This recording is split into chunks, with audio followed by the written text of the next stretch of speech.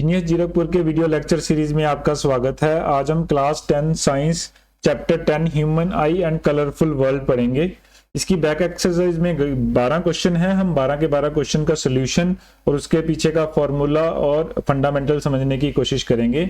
ज़्यादातर ये क्वेश्चंस जो हैं वो चैप्टर नंबर 9 के ऊपर डिपेंडेंट है, तो वही सेम फार्मूलाज यूज होंगे। लगभग क्वेश्चन भी सिमिलर नेचर के हैं। चलिए हम इसको कैलकुलेट करते हैं। Question 1, the human eye can focus the object at different distances by adjusting the focal length of the eye. This is due to, कैसे किया जाता है? अकोमोडेशन से किया जाता है। जो आई है वो अकोमोडेशन के थ्रू इसको अकोमोडेट कर लेती है। क्वेश्चन 2 पे चलते हैं।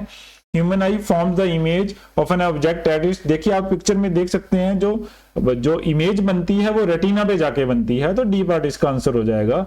बाकी लेंस वगैरह सब फोकस करके रेटिना पे जाके इमेज बनाते हैं और रेटिना उस इमेज को कैप्चर करता है। क्वेश्चन 3 पे चलते हैं। The least distance of distant vision of a young adult with normal vision is about, तो कितना होता है ये? 25 सेंटीमीटर का होता है। जब भी कोई इतने डिस्टेंस के ऊपर हम किसी चीज को देखते हैं तो वो हमें बिल्कुल साफ दिखाई देती है। अगर डिस्टेंस इससे कम हो जाता है तो समटाइम्स ब्लर होने का चांस रहता है आपकी विजन का। Question 4, the change in focal length of an lens is caused by the action of ciliary muscles, जो हैं वो इस एक्शन को करते हैं फोकल लेंथ चेंज करने की। Question 5, a person needs a lens of power -5.5D for correcting his distance vision। अब देखिए माइनस जो D होती है, पावर होती है, वो 1/f होती है। पिछले पार्ट्स में भी हमने सिखाया आपको। तो ये देखिए कन्वेक्स और कनकेव का जो फोकल लेंथ है, कन्वेक्स मिरर में फोकस पॉजिटिव होता है तो पॉजिटिव नंबर आएगा। अगर पॉजिटिव नंबर लगा है तो कन्वेक्स लेंस लगेगा। अगर नेगेटिव नंबर लगा है तो क्योंकि कनकेव मिरर का फोकस पोल के पीछे रहता है तो नेगेटिव नंबर आएगा। तो -5.5 जो है कनकेव मिरर है और +1.5 जो है वो कन्वेक्स मिरर है। अब वैल्यू हम निकालते हैं। चलिए फर्स्ट पार्ट करते हैं। गिवन क्या है? -5.5 है, P, F निकालना है, तो दिस इज 1/f 1/p कर देंगे तो P की वैल्यू -5.5 है, तो ये मीटर में होती है, ये वैल्यू मीटर में होती है, तो -0.18 आ जाएगी। तो -0.18 आ जाएगी वैल्यू। तो नियर विजन में देखते हैं। नियर विजन में P +18 दिया है तो उसको हम 1/1.5D कर देंगे तो वैल्यू जो आ जाएगी 0.66 आ जाएगी। ये सेम क्वेश्चन है, लास्ट चैप्टर में भी हमने सेम ही क्वेश्चन किए हैं। नेक्स्ट चलते हैं। Question 6, a far point of myopic person 80 centimetre is front of the eye, what is the nature and power of the lens required for to correct the problem. देखिए front में image के through देखते हैं, infinity से आ रही है और u -80 पे बन रहा है, तो हमने इसको करेक्ट करके फोकस पे लेके आना है। तो हम वैल्यू निकाल लेंगे, फोकस कितना चाहिए हमें, तो -80 चाहिए। तो माइनस फोकल लेंथ किस में आती है? कनकेव मिरर में आती है, तो ये कनकेव लेंस हो जाएगा, कनकेव लेंस हो जाएगा, कनकेव लेंस में ये आता है।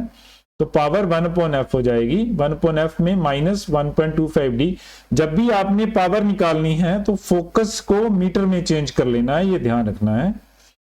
नेक्स्ट करते हैं। Make a diagram to show hypermetropia is corrected by the near point eye is 1 metre, but is the power of the lens required to correct this defect. हमने ये बताना है, assume that the near point for the normal eye is 25 centimetre.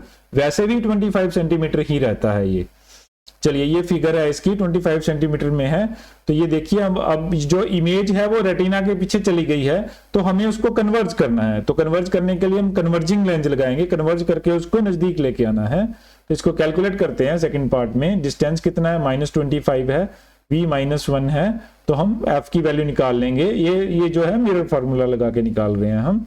तो 1/v - 1/u = 1/f। v u की value डाल देंगे और f की वैल्यू निकाल देंगे। 33 आ गई है f की वैल्यू। तो देखिए f फोकस पॉजिटिव आया है, तो इसका मतलब क्या है कि ये कनकेव मिरर है, कन्वेक्स मिरर है, कन्वेक्स लेंस है ये। चलिए पावर इज 1/f, पावर की वैल्यू निकाल लेंगे। पावर की वैल्यू +3D। ये ध्यान रखना है कि आपने सबसे पहले सेंटीमीटर को मीटर में चेंज कर लेना है, तो मीटर में चेंज करके निकालनी है वैल्यू। चलिए question 8, why is normal eye not able to see clearly the object explained placed closer to 25 centimetre. क्योंकि because the focal length of a normal eye is 25 centimetre, when the object is placed closer to 25 then the image formed is behind the retina. तो image change हो जाती है और object blur हो जाता है। हम उसको फिर थोड़ा फोकस लेंथ चेंज करके हम उसको देखते हैं, अदरवाइज वो ब्लर हो जाती है इमेज।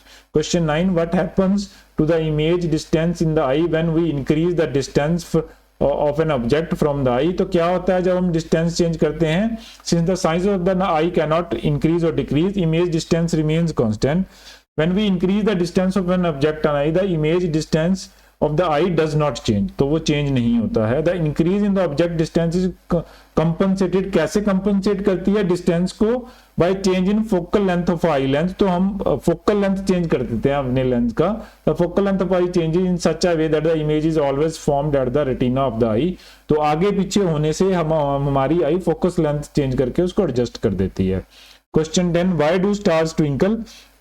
हम देखते हैं कि स्टार ट्विंकल करते हैं, इसके दो कारण हैं। सबसे पहला तो स्टार काफी दूर होते हैं हमसे, तो एक पॉइंट ऑब्जेक्ट की तरह हमें दिखते हैं। तो पॉइंट ऑब्जेक्ट दिखने के कारण हमारी जो एटमॉस्फेयर होता है उसमें बहुत सारी लेयर्स होती हैं, तो उनका अलग अलग रिफ्रैक्टिव इंडेक्स होता है जो कि चेंज होता रहता है। तो इसके कारण लाइट कम ज्यादा होने के कारण, क्योंकि रिफ्लेक्टिव इंडेक्स चेंज हो रहा है तो लाइट कम ज्यादा होती रहती है, तो हम उस कम ज्यादा लाइट को ट्विंकलिंग के रूप में देखते हैं। चलिए एक बार पढ़ लेते हैं। The twinkling of star is due to atmospheric refraction of a star light. The reflection light caused by earth's atmospheric having air layer of varying optical density is called atmospheric refraction। क्योंकि density change हो रही है तो density के कारण refraction change हो जाता है। The physical condition of the atmosphere keep changing continuously due to which density of the air in the different layers of atmosphere will keep changing. जैसे जैसे डेंसिटी बदलेगी तो रिफ्रैक्टिव इंडेक्स चेंज हो जाएगा। As a result of this, the refractive index of the various layers of atmosphere also keeps on changing continuously. So the light coming from the star suffers multiple refraction and amount of starlight reaching eyes keeps changing. So due to fluctuation of perceived brightness of the star, they appear to be twinkling. Light कम ज्यादा होती है, वो कम ज्यादा light हमें twinkling की रूप में दिखती है क्योंकि रिफ्रैक्टिव इंडेक्स बार बार चेंज हो रहा है। Question 11, explain why plant do not twinkle. Fundamental same है लेकिन उसका साइज बहुत बड़ा होता है, तो पॉइंट ना होने के कारण, बड़ा साइज होने के कारण तो हमें ट्विंकलिंग का इफेक्ट नहीं दिखता है, लेकिन लाइट कम ज्यादा होती रहती है। The planets are much closer to the earth. A planet can be considered as a collection of large point size sources of light। तो काफी बड़ा सोर्स रहता है। So the total variation in amount light entering in our eye falls to the individual point size sources will average out to the zero, hereby nullifying the twinkling effect। तो जो ज्यादा बड़ा size होने के कारण multiple source of light हो जाते हैं, तो जो ट्विंकलिंग इफेक्ट होता है वो रिड्यूस हो जाता है। चलिए, on the other hand star twinkle because star are point size, वो हमने पहले डिस्कस कर लिया है। चलिए question 12, why does sun appear reddish early in the morning. अब हमें ये बताना है कि सन सुबह रेडिश क्यों दिखता है। चलिए एक एक करके डिस्कस करते हैं। At the sunrise rays of light coming from sun need to travel long distance in earth's atmosphere before they reach our eye. काफी दूर होता है सन हमसे। Second is on this journey shorter wavelength of light are scattered and only longer wavelength reach our eyes. तो क्या होता है, जो लॉन्गर वेवलेंथ की लाइट होती हैं शॉर्टर वाली स्कैटर कर जाती हैं, लेकिन लॉन्गर वाली हमारी आंख तक पहुंचती हैं। तो लॉन्गर वेवलेंथ जो है रेड लॉन्गर वेवलेंथ में आता है। Blue has a shorter wavelength and red has a longer wavelength, so the red reaches the eye after the atmospheric scattering. तो रेड हमारे पास पहुंचती है, therefore sun looks reddish in the early morning. इस कारण से सुबह सुबह सन रेड दिखाई देता है।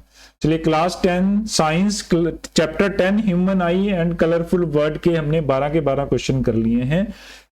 इनको हमने बड़े डिटेल में समझाने की कोशिश की है। अगर फिर भी आपका कोई क्वेश्चन है तो आप हमें कमेंट सेक्शन में डाल सकते हैं, हम आपके क्वेश्चन का जल्दी से जल्दी आंसर देने की कोशिश करेंगे। आपका वीडियो देखने के लिए बहुत बहुत धन्यवाद।